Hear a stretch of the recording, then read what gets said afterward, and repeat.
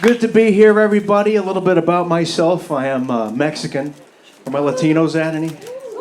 Oh, we keep getting out. You keep putting us away. We keep getting out. I'm half Mexican, half regular. And growing up, I got to know the Mexican half of my family much better than the white half of my family, because the Mexican half of my family would throw a party every day for no reason at all. White side of the family, it's like, we'll see you Thanksgiving, Christmas, New Year's, go to hell. But the Mexican side of the family, it's like, hey man, your cousin Victor has an impacted wisdom tooth. Come over, we're getting wasted. All right, Grandma. Get a keg for Grandma, she's feeling it.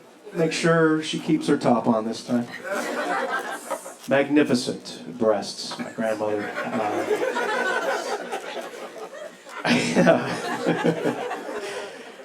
I'm married. I love my wife very much. She's a wonderful, wonderful human being. She does roller derby. Yeah, roller derby. So one of us is a lesbian. And, look, I do stand-up comedy. She does roller derby. You guys can pretty much guess how that power dynamic works out. Like, this is a true story. She showed up to our third date with a black guy. And I asked her where she got it. And she just kind of looked off for a second and said, bitches. And in that moment, I knew she was the one. Because I just want to feel safe at night. So there we are. I have a lot of problems with self-esteem, in case you guys are deaf.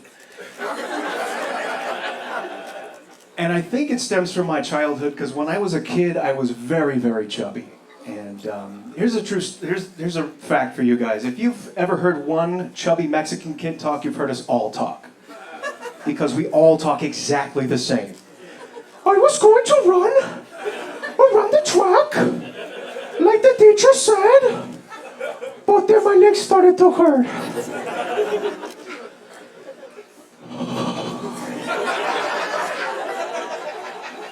So I didn't. That was me. I was so out of shape, they put me in a class they called adaptive PE. You know what we were adapting to? Chest pain. So they put me in this class with one other kid. His name was Alan, or Alan, for those of you who don't speak Spanish. And Alan was a piece of shit. He would talk shit to me every single day. He was 2 times fatter than I was, and every day he greeted me the exact same way. Hello, fat boy. Look at your chichis, fat boy. Chichis means tits, not sure if you knew that. And it didn't matter how well I was doing in comparison to this kid, he would still talk shit. Like, I could be passing him on the track, and as I go by him, I get like a Doppler effect, you know, just like a fat boy, fat boy, fat boy, fat boy, fat boy, fat boy.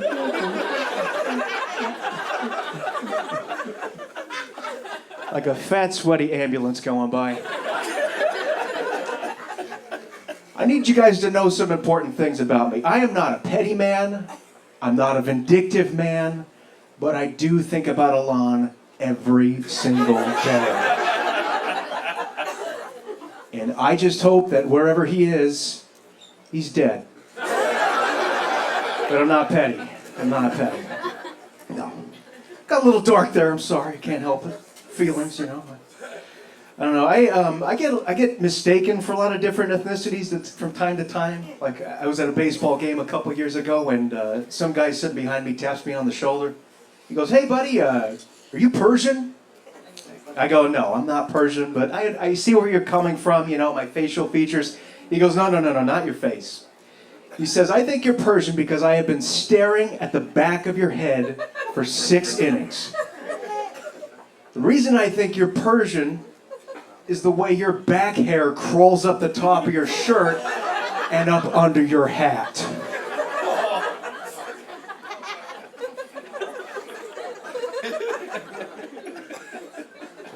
What do you even say to that? Except thank you, racist Sherlock Holmes. That guy got in my head. Like to this day, anytime I fill out one of those surveys under ethnicity, I check other and I write in hairy back question mark.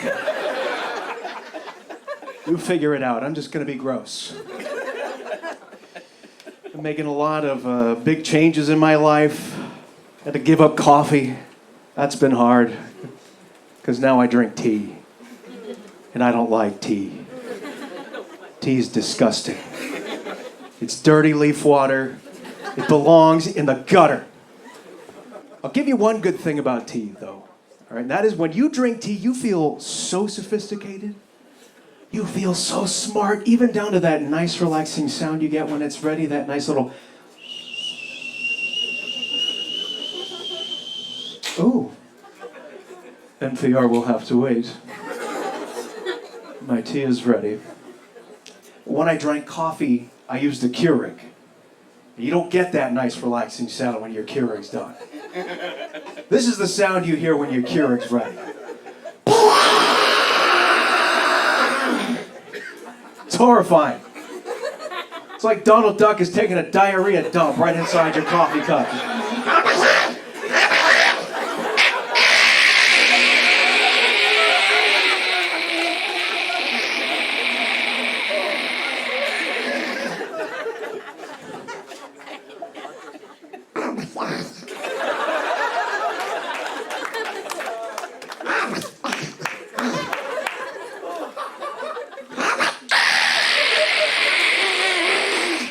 Always end on diarrhea. Thank you guys so much.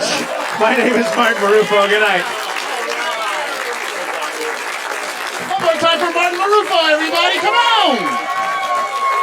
All right, folks. Let's keep this shit